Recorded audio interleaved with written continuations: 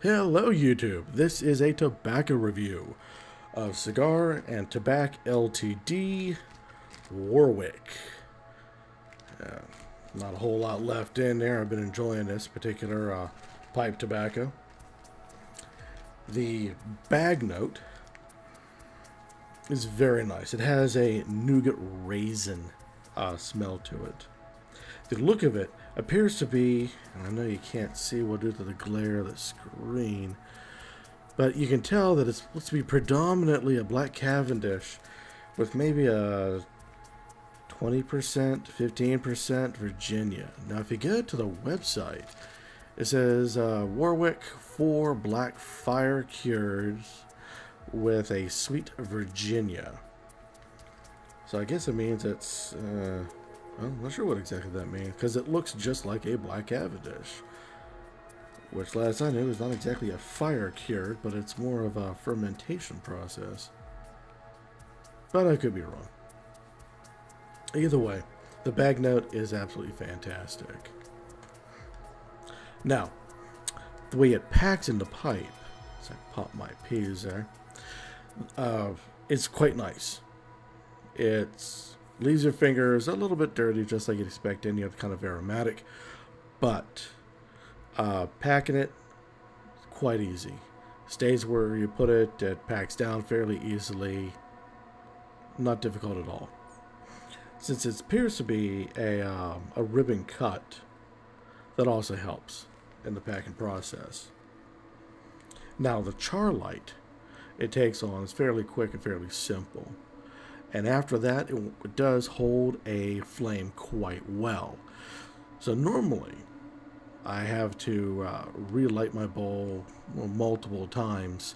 This, I swear, I only had to do about 2 or 3 times for the entire bowl for this particular tobacco, which is quite unusual for me. I tend to be relighting many times.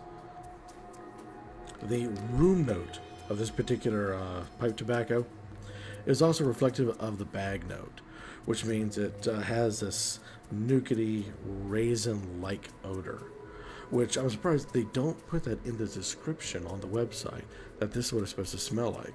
I'm wondering whether or not it's all 4 different kinds of Virginias.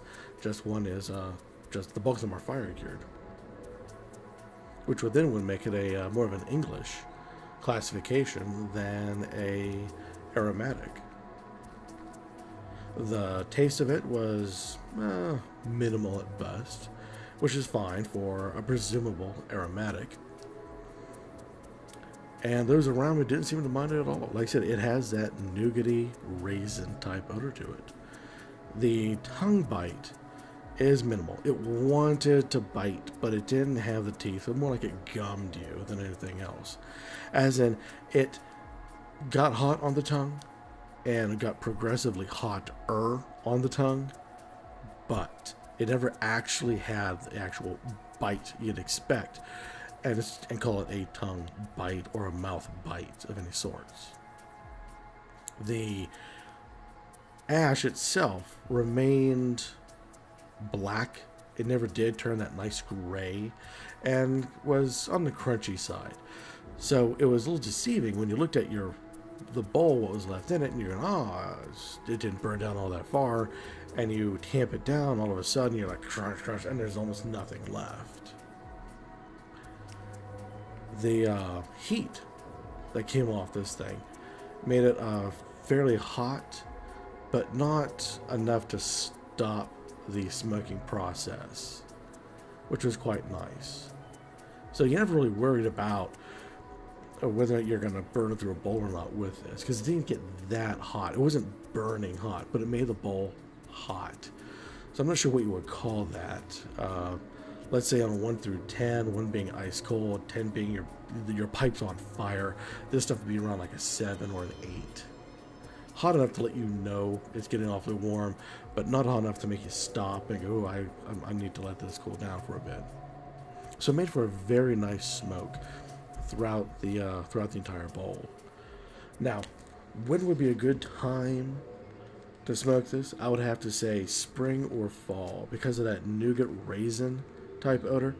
It's not an overbearing smell, but it is definitely noticeable by you and all those else in the room. So that would be my choice of smoking it. I have smoked this outside in mid-summertime, and for such a wonderful smell, the wind just carries it away, and you don't get to appreciate the room note this Warwick gives you. As for wintertime, yeah, it would be nice in the winter, but I know some other tobaccos I think I would pick over this one for winter smoking. But as for a nice spring and fall, this is very good to go. It's also one of those kind of pipe tobaccos that lends well with any kind of a good strong whiskey. Also, your dark beers, because it isn't really with much taste to it, and the room note is quite nice, but not overwhelming, not very powerful. But it doesn't roll over and die. It is great with anything that has body to it. Think of a Guinness. Think of any other kind of porter you might want to drink. This would go very well with it. And like I said, a nice, good, strong whiskey would go well with this too. An Elijah Craig,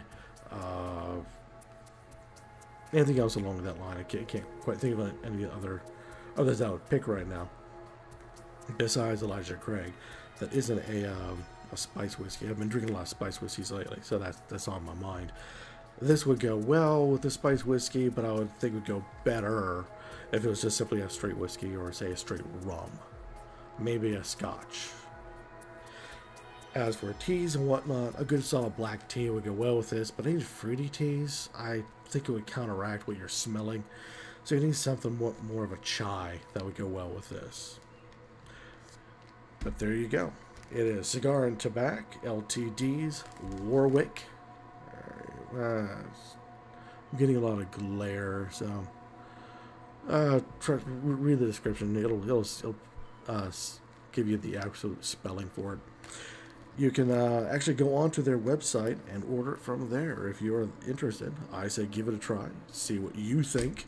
Write down any reviews or any ideas about it down below, or better yet, make a video yourself so we can actually see you're giving your opinion on this particular product. But until next time, keep on smoking.